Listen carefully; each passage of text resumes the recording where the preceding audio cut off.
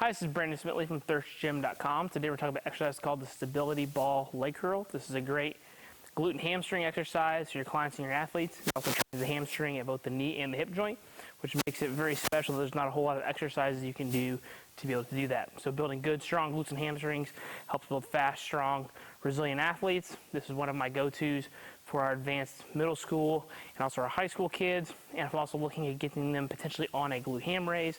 I think this holds a lot of merit in terms of getting them ready for that particular exercise before we just throw them in. So, because if they can't do this, then we don't want them on the glute ham raise.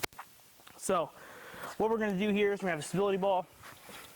We're going to put the ball on, or put our heels on the ball, and the setup on this is going to dictate a lot. So, the way that your athlete is built in terms of their legs and their leverages might dictate some things, but make sure that they are set up correctly, and then I think they'll have a little more success with this. So, we're going to be on our back, and then our feet are going to be up on the stability ball with our heels.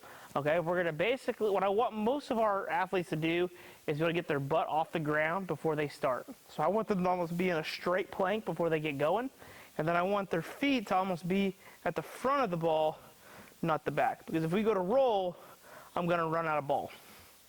So we're going to have almost where we're pushed away, head back, up on our heels, flat here.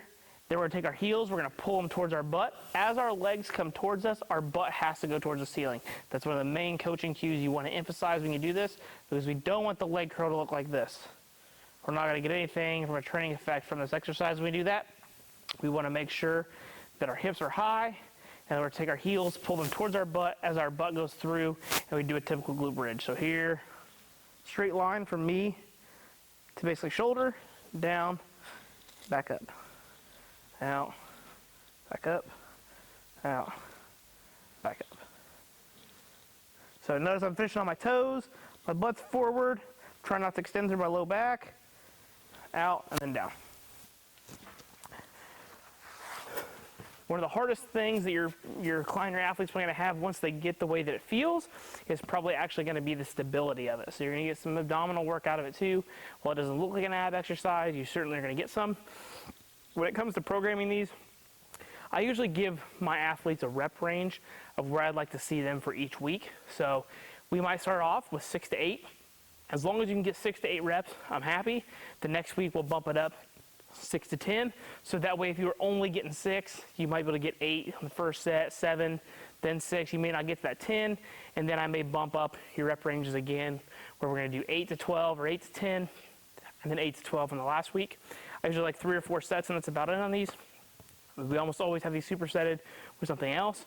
The nice thing is with being a stability ball, if you want to work on your training economy, you can do some stir the pots or some planks or some jackknives, something that uses the ball so they go from basically being on their back, perform some hamstring work, flip over, do some ab work, and you got a nice little station there for your accessory work for your athletes that can also make this kind of convenient if you've got a couple stability balls in your facility. So that is the stability ball leg curl. I think it's one of the best hamstring exercises you can have your young athletes do before you get them ready for the glute ham raise or any really hard hamstring exercise that may require the hamstring working at both the knee and the hip joint. So if you got any questions, feel free to leave them in the comment section.